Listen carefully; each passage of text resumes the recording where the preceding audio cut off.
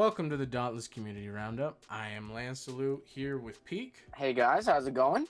We wanted to start off with the official news segment, and there is no official news currently. We haven't really heard anything besides a news post this week about the lore of Ramsgate, the main city that we'll be playing from. Other than that, no news. Yeah, nothing really notable there. So let's start with our first forum post by Aoden about gear depth and its implementation. So Aoden starts off and talks a little bit about the Guild Wars 2 and Wild Star rune systems. And these are items that you just apply to your armor. As an avid Guild Wars 2 player myself, I don't quite know if I'd like to see the rune system used in Guild Wars 2 in Dauntless, because as it stands right now, the way armor works in Guild Wars 2 is every piece that you acquire ever has a slot for a rune.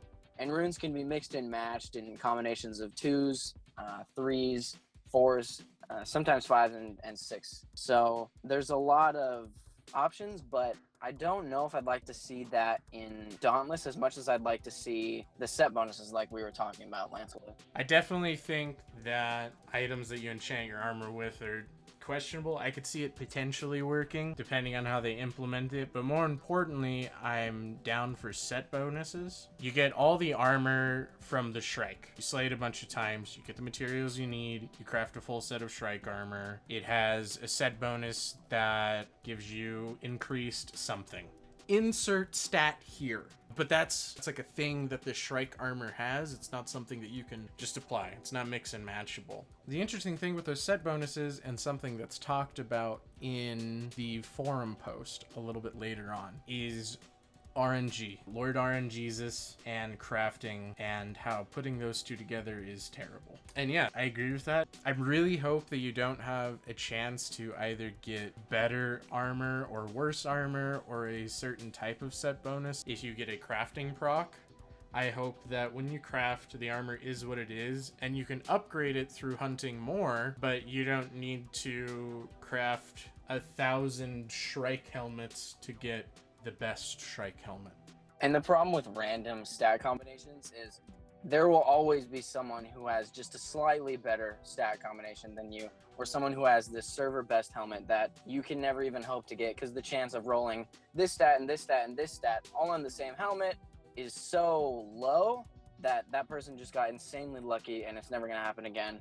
And that sort of disconnect from player to player, and a player feeling like, well, I can never really catch up to that person, would become extremely frustrating. I would not like to see that in Dauntless at all. Yeah, causes there to be a disparity in power in the player base, I think. No matter how minute it is, it can still be frustrating. One more thing about this topic that we wanted to talk about was a comment from my boy Winter talking about light, medium, and heavy armor. And I think that's a great idea. It's implemented in Dark Souls a little differently, in that in Dark Souls it's dependent on how much weight your character has, and then you have a light roll and a medium roll and a really fat roll. I really think that different weights, different subsets of an armor for a behemoth would be interesting, and that different bonuses on top of a set bonus for armor type would be cool. That would be something I would be interested in seeing. Yeah, that brings a certain amount of depth to armor customization without getting too complex with RNG crafting, but allowing specific armors to give specific bonuses, but also allowing you to sort of customize that bonus with a different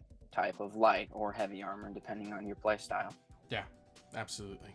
Okay, so our next post was by Fuhr, if I'm saying that right, and he brought up the subject of raid content. Something I saw mentioned pretty early on was Warframe's raid system, in that you need at least 4. It's better to do it with 8.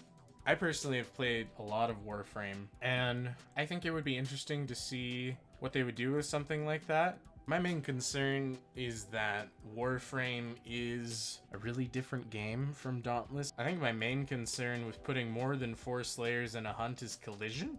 Since it is an action RPG, too many Slayers on the field at the same time, harder to hit the behemoth, it can be frustrating. The main thing stopping you from killing the behemoth itself might be that it's too crowded and you're not able to get a hit in. Or it might make it too easy, because then you have so many targets on the field that the monster is hardly ever paying attention to you. I personally think it's more than possible to make these encounters with behemoths difficult enough for 4 people to experience a big challenge that not all players can overcome without having to increase the party count to an 8-man or a 16-man or even more than that. I think it's definitely possible for Phoenix Labs. I trust in them to be able to make challenging content for smaller groups without having to branch out into raids. Absolutely. So many people compare this game to Monster Hunter. They don't have anything like that.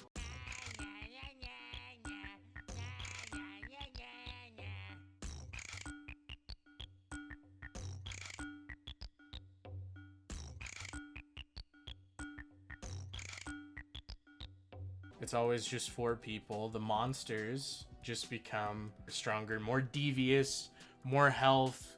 They become bigger. They have scarier move sets. And so I think they'll probably go in that direction as opposed to raid content. I feel like Destiny, a few years back, set the standard to have raids in games that normally wouldn't. And then games like The Division kind of followed suit. It became a thing where, oh, Destiny has raids, now we need raids where we just double the amount of people and up the difficulty. And I just don't think that game needs this. Even if it did do something like this, I don't think it'll happen anytime soon, and definitely not at launch. So there were 2 notable things that I saw mentioned in the comments. One was by Neckril, and it was basically suggesting alert type content similar to Warframe, different than the raids that they have.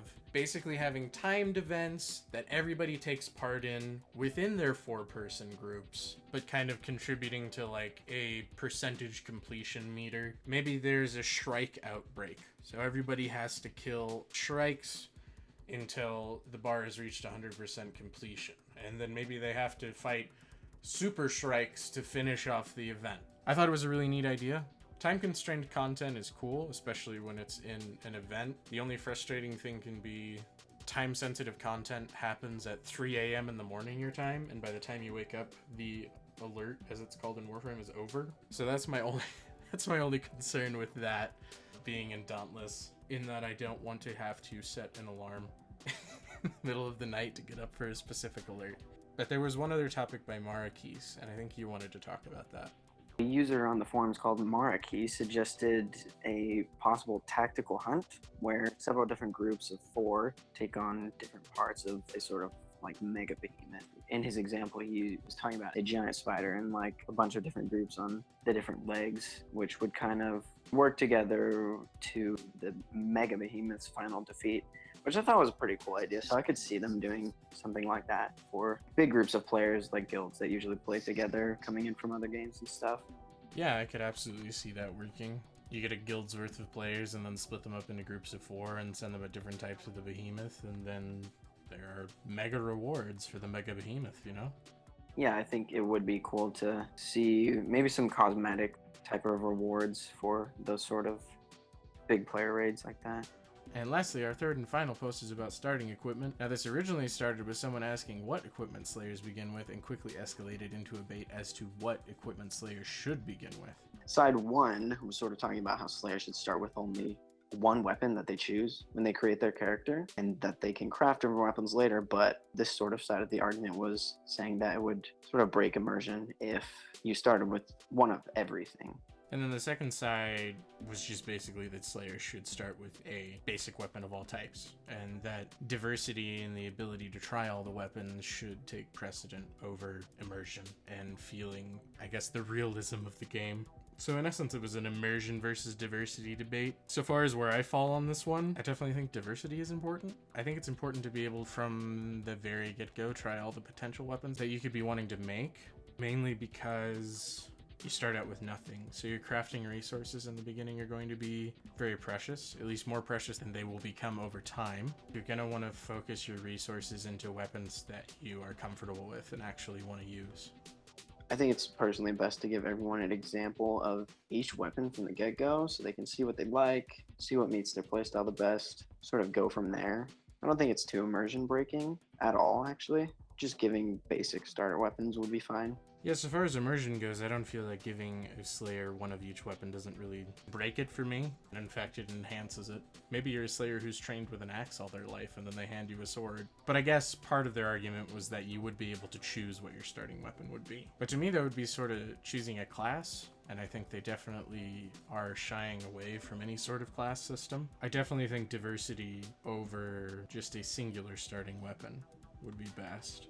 Yeah, I mean, we don't know how Phoenix Labs would do it, but they can definitely make it so everyone gets to try out all the weapons at the beginning and just see which one they like best. Yeah, absolutely. They've said that diversity is their goal and that they want people to try out different things. So I think that's probably how that one will end up turning out. But that's basically our show for today. So we hope you enjoyed the second episode of the Dauntless Community Roundup. See ya, Slayers. See you.